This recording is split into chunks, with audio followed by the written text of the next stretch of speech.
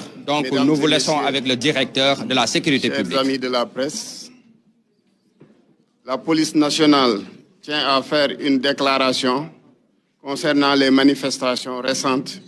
et souhaite partager les informations suivantes. Au cours des derniers jours, nous avons malheureusement enregistré les éléments suivants. Un total de 16 décès, dont un survenu hier soir. De nombreux blessés et des dommages matériels ont été enregistrés. Nous présentons nos sincères condoléances aux familles éplorées qui ont perdu des proches. Nous souhaitons un prompt rétablissement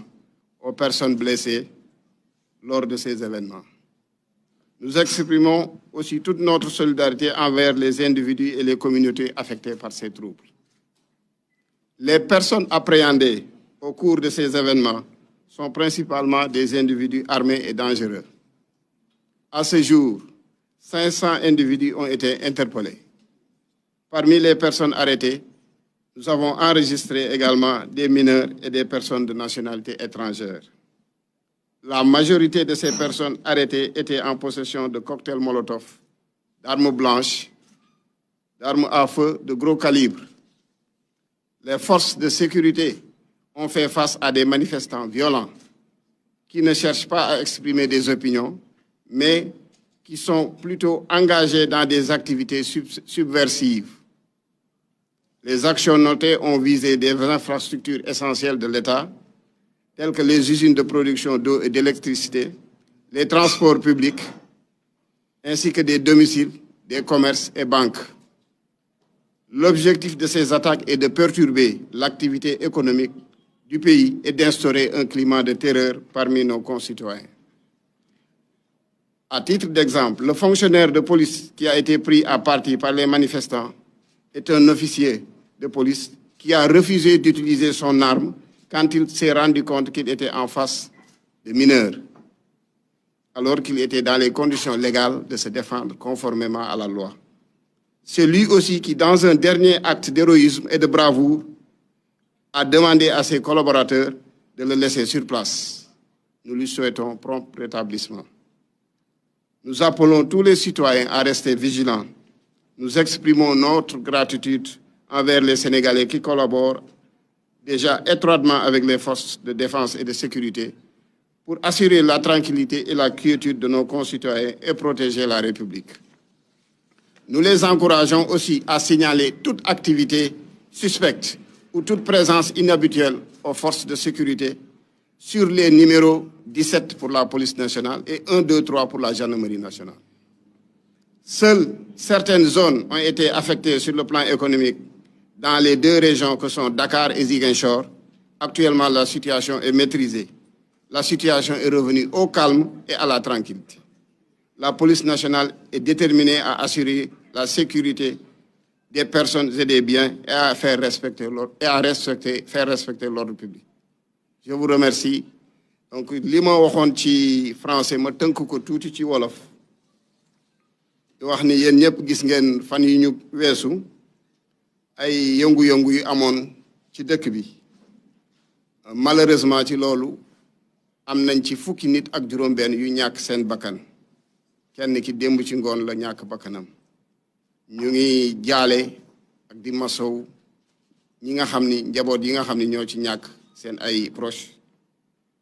ñu ngi ñaanal également ñi nga xam ni ñoo ci am ay gaañu-gaañu yàlla may leen wér ba ñu delluwaat seen njaboot yi ñu ngi exprimer aussi suñu solidarité autorité yëpp ñi nga xam ni am nañ ci ay loraange ñi nga xam ni am nañ ci ay loraange ci seen alal nga xam am nañ ci daal jafe-jafe ci événement yooyu mais li ñu seetlu mooy ñi doon manifester ñin ci jàpp te ñu mat ay téeméer lu ci bëre dañu yore woon ay ngànnaay ay cocktail molotov ay jaasi ay paaka ay arme de guerre la ñu yore woon te ni ñu doon defee manifestation bi daf ñu woon ni dañu gis loo xam ni daawuñu ko woon gis suñu réew manifestation dan na am mais violence bi ci am léegi gisuñu ko woon donc ñu jàpp ni manifestation yi li leen tax a jóg nekkul ni peut-être dañuy exprimer seen opinion wala leen lu ñu bëgg wane mais dañu bëgg nasaxal institution yi daaneel yenn yi nga xam ne ñun ñoo xam ni ñuy dundee attaqué ay banque attaqué ay butigu jaamur attaqué ay alalu jaamur loolu la ñu seet si manifestation yi fonctionnaire de police bi nga xam ne am na ci gaañu-gaañu mi ngi woon si situation boo xam ni dem na bay génnee armam pour utiliser ko mais bi mu seet loo xam ne ay mineurs ñoo nekk ci foule bi ci kanam bare nañ ci mu delloowaat arme bi dem na ba situation bi nga xam ne ay collègues am bëggoon nañ ko sauver moom moo leen wax dem leen bàyyi ma fi mu nekk fonctionnaire bu émérite boo xam ni il s'est toujours montré par l'exemple ñu ngi ñaan nag citoyens yi ñu gën a góorgóorlu jàppale force de défense et de sécurité yi lépp lu ngeen xam ni gis ngeen ko loo xam ni day nasaxal karange réew mi ngeen jàpp ci jox information force de sécurité yi pour ñu mën ko ndax loolu la ñuy xaar ci citoyens yi te ñu ngi leen ciy gërëm parce que ñu ngi koy def bu baax di jàppale police nationale ak gendarmerie nationale ak force yi nga xam ne ñoo ngi impliqué wu yëpp si gestion sécurité événement yi di leen jox information pour ñun ñu mën a gën a assurer seen sécurité ci loolu police am na numéro 17 bu ngeen ci wootee information bu ngeen joxe dinañ ci jot gendarmerie am na numéro 1 2 3 bu ngeen ci wootee aussi lu ngeen bëgg a signaler rek loo xam lii day na saxal kaaraange réew mi dinañ ci jot seetlu woon nañ ci Ndakaaru ak Ziguinchor la am ay yenn parti yoo xam ni amoon nañ jafe-jafe ci activités yi te loolu yàlla def na ni depuis fan yi ñu ngi ciy liggéey te ñu ngi góorgóorlu ba fexe activité bi mi ngi dellu si situation normale te day gën a jëm kanam police nationale gendarmerie nationale taxaw nañ tem pour préserver sécurité sénégalais yi ak seen alal te incha allahu taala buñ ci amee ndimbalu population yi ak seen jàppale loolu dinañ ko am incha allah comme niñ ko daan defee saa su nekk ñu ngi leen di sant di leen gërëm. waaw préciser rek li ñu jàpp ci ay nit mat nañu juróomi téeméer yooyu dañu yore woon ay ngàndaay ñii ay cocktail molotov ñii ay jaasi ñii ay paaka ñii ay arme de guerre la ñu yore woon donc juróomi téeméer nit enquête yi ñu ngi koy wéyal léegi ma bàyyi leen ak commissaire Guèye waroon naa ko def sax ci début bi présentation bi maa ngi tudd commissaire divisionnaire Ibrahima Diop directeur de la sécurité publique commissaire divisionnaire de classe exceptionnelle Masserigne Faye mooy chef de service du groupe opérationnel de Dakar li GMI ci Dakar moo leen jiite commissaire divisionnaire Cheikh Dramé mooy commissaire central bu Dakaru commissaire Mouhamadou Gueye xam ngeen ko moom mooy seen collaborateur au niveau de la police nationale yore bureau relations publiques ñu ngi leen di sant di leen gërëm bu baax a baax ma bàyyi donc commissaire Gueye mu def quelques présentations rek ci événement yi li nga xam ne jot nañ ko ci dund. Merci. Donc ci ndigalu directeur de la sécurité publique. Ah d'accord, il faut ñu changer. Ma ñëw ni c'est bon, c'est bon.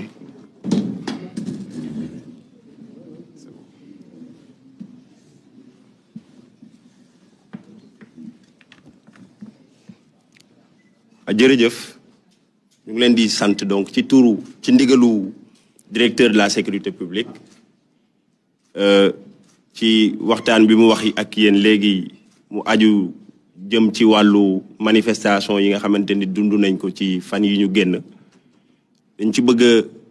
partager ak yéen rek yenn ci ay image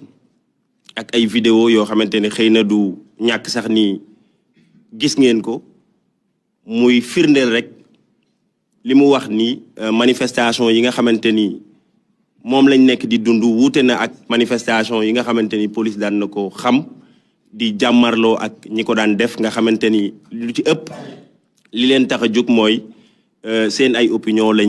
lañuy wane ñu seetlu ni am nañ leneen lu ci rax loo xamante ni xëy na ci image yi buñ ko défilé di ngeen ci gis ay yenn firnde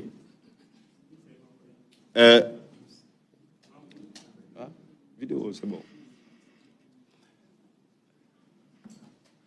Alors image bi ngeen di gis benn vidéo la buy wane nit boo xamante ni arme bii mu yore xëy na du ñàkk am na ñu ko gis sax mais lii arme de guerre la waaw mu wóor ni kii li ko tax a jóg moom du manifester leer na parce que kii arme bii mu yor ñii nga xamante ni sax dañuy nekk ci maintien de l'ordre du ñu yor arme bu ni mel ñu nekk ci zone de guerre ñoo ko yore donc lii benn la ci firnde yi wane ni naam am na ñoo xamante ni dañuy manifester parce que dafa am lu leen tax a jóg mais am na ñu ci rax ñoo xamante ni leneen moo leen tax a jóg li olof di wax am na ñuy gàmmu mais am na ñoo xamante ni dañuy ras dem donc loolu mooy première image bi beneen image waaw lii beneen image la boo xamante ni moom it day wane nit koo xamante ni mu ngi yor li ñuy woowee pistolet automatique PA mais ki koy tirer bu ngeen ko xoolee xam ni kii miinul arme bi mu yor parce que ni muy tirer nga xam ni kii xëy na yor na arme bi mais miinul li muy def loolu nag li ci mën a judd mooy incident ak mën na ci lor ku nekk parce que li muy def moom ci boppam maîtriser wu ko mën na ci gaañ boppam rawatina nag ñi nga xamante ni ñoom ñooy ay manifestants beneen vidéo beneen bi également day wane koo xamante ni moom it arme de guerre la yore te arme bi mu yor kii ni muy tiiree wuute na ak ki nga xamante ni moo doon tiire sànq ndax kii professionnel la li muy tiire daf ko xam maîtriser na arme bi xam na li muy def te kii ku ko xool xam ni manifester taxu ko jóg waaw ñu gis ko nii mu yor arme jàkkaarloo ak force de défense et de sécurité yi lii beneen vidéo la moom it buy wane également nit bu yoree arme di dóor sans pour autant ñeneen ñi di gis ni mu ngi dóor ndax daf koy dóor rek dugalaat ko ci tegaat ko ci pooj bi donc loolu lépp day firndeel rek ni am na ñuy manifester naam mais am na ñoo xamante ni li leen tax a jóg di manifester loolu nag day interpeller ñi nga xamante ni ñoom manifester rek moo leen tax a jóg ñu xam ni ci biir firndeel sa opinion sa bakkan xaj na ci ndax ñi nga xamante ni ñoo ci rax te leneen tax leen a jóg ñoom bu seen pexe sottee mooy dinañ def ay dégâts maanaam dinañ tirer ci population bi te liñ ci jublu rek mooy fexe ba ñu jiiñ ni FDS yi ñoo ko def FDS yi encore une fois muy les forces de défense et de sécurité population bi duñ seen ay ennemis nous sommes là pour la population li ñu nga xamante ni mooy suñu liggéey nekk suñuy mission de tous les jours mooy fexe narkan la population bi di nekkee ci jàmm naka la ñuy mën a vaquer à leur occupation naka la ñuy fexee ba fànq lépp loo xamante ni jug na ngir gàllankoor seen ay activités loolu mooy suñu mission. loolu tax na exemple bi mu ci joxe léegi doon ci sëkk misaal mooy ki nga xamante ni demoon na ba nekk en situation de légitime défense ñëpp gis nañ ko ñu koy dóor ay briques mais mu garder sang-froid parce que xam na ni ñi mu jàkkaar lool duñu ay ennemis mais ñooñu ay frères am lañ ay sœurs am lañu ñoom ñoo bokk lépp. donc encore une fois pour leeral rek ni police nationale comme ni ko directeur de la sécurité publique waxee mu ngi taxaw temm ngir jàmmarloo ak ñooñu nga xam ni li leen tax a jóg mooy yàq activité économique yi li leen tax a jóg mooy cambrioler ay kër li leen tax a jóg mooy dugg ci ay banque jël fa ay xaalis te am na ci ñu bari ñoo xamante ne jàpp nañ leen xëy na bu enquête bi soree du ñàkk dinañ fi ñëwaat ci yeneen jotaay pour leeral leen lépp li nga xamante ni enquête yi wane na ko ngir ñu xam ni également police nationale mu ngi taxaw ngir garantir la sécurité des personnes et des biens. Encore une fois ñuy woo population bi ci collaboration lépp loo xamante ni gis nañ ko loo xamante ni tey na seen xel nañ ko signaler police nationale muy guddi muy bëccëg li ci war jot nañu ci ay ndigal ngir def ci liñ ci war a def ba ñi nga xamante ni xëy suba dem liggéey seen liggéey moo leen tax a jóg ñu mën koo def te duñ ci am benn jafe-jafe. Je pense des na deux dernières images yoo xamante ni xëy na ay photo la ci ay lii exemple la rek ci yenn ci ay nit yoo xamante ni jàpp dañ leen fekk ci ñoom gànnaay ak ay cocktail molotov yoo xamante ni dañ koy sànni way takk der yi di ko sànni également ci kër wala fi nga xamante ni bëgg nañ ko taal mais également ay armes blanches lii benn ci arme à feu yi nga xamanteni moy ngànnaay yi nga xamanteni saisir nañ ko ci ñenn ci nit yi ñu japp. Donc encore une fois li mo nekkon solos waxtaan bi di len sant bu baax ci sen ñew di jéxalat rek encore une fois ndax appel du doy wax population bi encore une fois nañ gëna redoubler de vigilance nañu xamni dénoncer li nga xamanteni moy ay faits yu len jaaxal ci seeni quartier lolu moy sen sécurité. Voilà, te à chaque fois buñ ko défé police nationale dina ci def liggéey bi war ngir ñi nga xamanteni ñom dañoo juk ngir yàq seen dundin ñi nga xamanteni dañoo dundu dañuy xey ngir fexé nu réew mi mëna baña doxé police nationale mën leen mettre hors d'état de nuire. Ñu ngi leen di sant di leen gërëm bu baax a baax nee nañ ko tënk tuuti ci français. Donc je disais tout à l'heure qu'à la suite des propos liminaires de monsieur le directeur de la sécurité publique que nous avons des images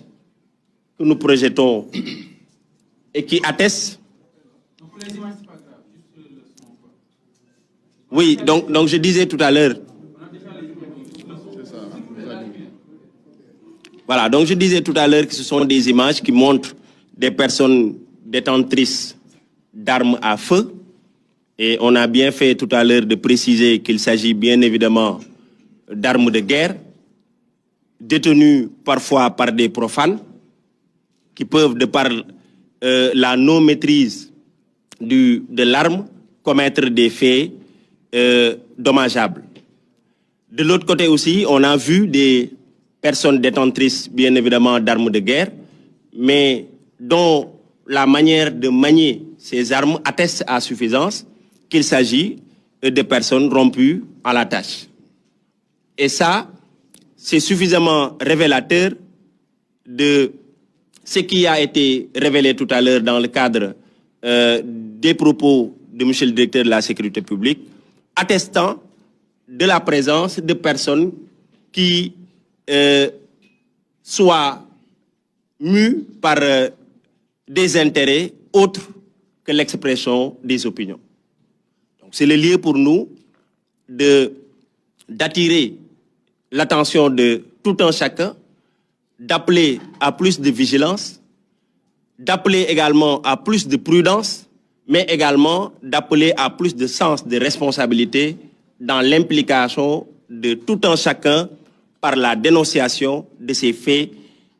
à la police, à la gendarmerie, bref, aux forces de défense et de sécurité. Je disais tout à l'heure que les forces de défense et de sécurité sont les collaborateurs de la population. Si nous sommes là, c'est parce que la population est là. Donc nos missions, de jour comme de nuit, s'inscrivent à faire en sorte que les délinquants soient mis hors d'état de nuire, mais également que les honnêtes citoyens puissent vaquer tranquillement à leurs occupations. Mais la police à elle seule ne peut réussir cette mission. C'est pourquoi nous en appelons au sens des responsabilités et aux réflexes sécuritaires qui doivent être de mise dans ce contexte pour dénoncer les actes qui semblent poser des questions de sécurité dans les quartiers à la police pour qu'on puisse intervenir et faire le travail de sorte à les mettre hors d'état de nuire. Donc encore une fois, la police nationale réitère son engagement ferme à préserver l'ordre public et la paix sociale, mais encore une fois, cette préservation passe inéluctablement par bien évidemment la population, c'est-à-dire de par son implication. Alors, la police nationale le fait dans sa zone de compétence, mais bien évidemment, la gendarmerie nationale le fait dans sa zone de compétence. Nous avons une collaboration franche qui permet aujourd'hui de pouvoir nous mouvoir sur le terrain en parfaite harmonie, en parfaite collaboration, et tout ça pour le bien de l'ensemble de la population. Donc voilà un peu les quelques mots que nous avons voulu partager avec vous, en vous appelant encore une fois à plus de collaboration avec la police nationale, avec la gendarmerie nationale, bref, avec toutes les forces de défense et de sécurité. Je vous remercie. Voilà, à l'instant, donc...